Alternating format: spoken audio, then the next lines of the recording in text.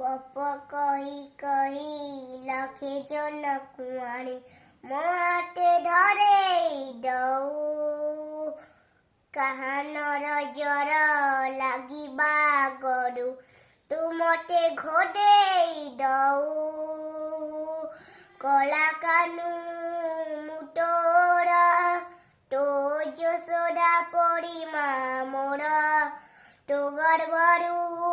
କାଢ଼ି ମତେ ଆଣି ଦେଖିଲୁ ରେ ସଂସାର ତୋ ହାତ ମୋ ମୁଠାରେ ରହିଥିଲେ